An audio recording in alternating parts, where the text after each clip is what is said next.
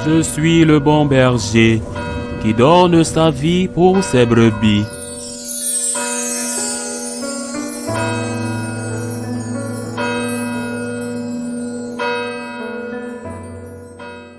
En ce temps-là, Jésus se mit de nouveau à enseigner au bord de la mer de Galilée. Une foule très nombreuse se rassembla auprès de lui, si bien qu'il monta dans une barque où il s'assit. Il était sur la mer et toute la foule était près de la mer sur le rivage. Il leur enseignait beaucoup de choses en paraboles et dans son enseignement, il leur disait: Écoutez, voici que le semeur sortit pour semer. Comme il semait, du grain est tombé au bord du chemin.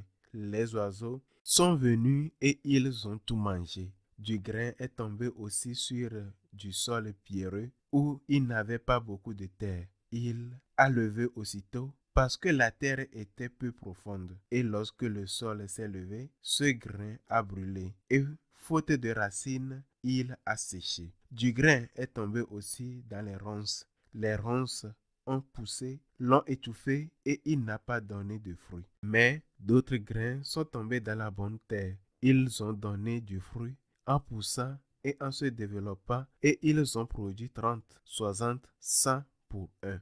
Et Jésus disait: Celui qui a des oreilles pour attendre, qu'il attend. Quand il resta seul, ceux qui étaient autour de lui avec les 12 l'interrogeaient sur les paraboles. Il leur disait: C'est à vous qu'est donné le mystère du royaume de Dieu. Mais à ceux qui sont dehors, tout se présente sous forme de paraboles. Et ainsi, comme dit le prophète, ils auront beau regarder de tous leurs yeux, ils ne verront pas. Ils auront beau écouter de toutes leurs oreilles, ils ne comprendront pas. Sinon, ils se convertiraient et recevraient le pardon. Il leur dit encore: Vous ne saisissez pas cette parabole? Alors, comment comprendrez-vous toutes les paraboles? Le semeur sème la parole. Il y a ceux qui sont au bord du chemin où la parole est semée. Quand il l'entend, Satan vient aussitôt et enlève la parole semée en eux.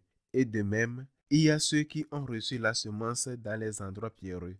Ceux-là, quand ils attendent la parole, ils la reçoivent aussitôt avec joie. Mais ils n'ont pas en eux des racines. Ce sont des gens d'un moment qui viennent la détresse ou la persécution à cause de la parole. Ils trébuchent aussitôt. Et il y en a d'autres qui ont reçu la semence dans les ronces. Ceux-ci attendent la parole, mais les soucis du monde, la séduction de la richesse et toutes les autres convoitises les envahissent et étouffent la parole qui ne donnent pas de fruits. Et il y a ceux qui ont reçu la semence dans la bonne terre. Ceux-là attendent la parole, ils l'accueillent et ils portent du fruit. 30, 60, 100 par un. Acclamons la parole de Dieu.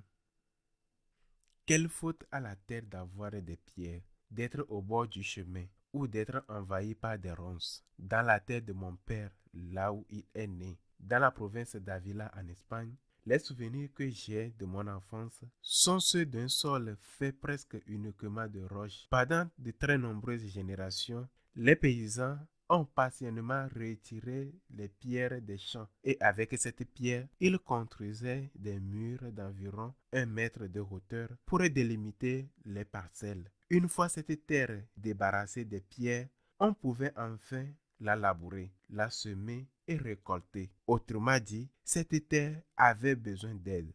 La terre, c'est nous, toi et moi. La terre n'a pas de main pour sortir d'elle-même, attraper une pierre et de jeter loin, ni pour arracher les racines des ronces et enlever les racines des ronces est particulièrement très difficile. La terre reste immobile. Elle ne peut rien faire par elle-même. Mais il y a un laboureur, un jardinier, et ce jardinier, c'est Jésus. Et que devons-nous faire, nous qui sommes cette terre et qui avons des ronces, des pierres? Certaines choses ne sont pas de notre faute, certes. Par exemple, celles qui viennent d'un héritage familial. Je ne parle pas d'argent, mais de génétique. Je pense aux personnes qui sont nées d'une mère alcoolique et qui, déjà dans le sein maternel, ont reçu une fragilité qui les rend plus vulnérables. ou à celle qui dont la mère était toximane ou simplement fumeuse. Il y a des réalités dont nous ne sommes pas responsables, d'autres ne le sont pas entièrement. Une éducation reçue, des exemples donnés déjà. Et il y a aussi des situations où l'on est clairement victime comme un abus. Ce sont des blessures qui nous marquent, qui pèsent toujours, parfois même sans que nous n'en ayons conscience, mais qui conditionnent notre comportement. Parfois, ce conditionnement est tel qu'il enlève la responsabilité morale. Par exemple, lorsqu'une personne n'a plus l'usage de la raison à cause d'une grave pathologie physique, que devons-nous faire alors? Avec tout cela qui fait partie de notre réalité, nous devons quand même suivre le Seigneur. Avec tout cela, que nous devons lui dire? Nous devons lui dire, Seigneur, je voudrais t'offrir ce que tu mérites, mais voilà ma pauvreté, voilà mes limites. Je ne pourrai jamais te donner le 100 pour un, mais au moins 10, 20, quelque chose au moins. Seigneur, quelque chose. Je ne serai jamais comme celui qui est né dans une famille merveilleuse, qui a eu accès à une culture que je n'ai pas eue, qui a eu de bons maîtres, de bons exemples. Je ne pourrai jamais être comme lui, mais ma pauvreté, je te la donne. Mes limites, je te les donne. Et puis, il y a ceux qui n'ont ni ronces, ni pierre, ni un sol au bord du chemin.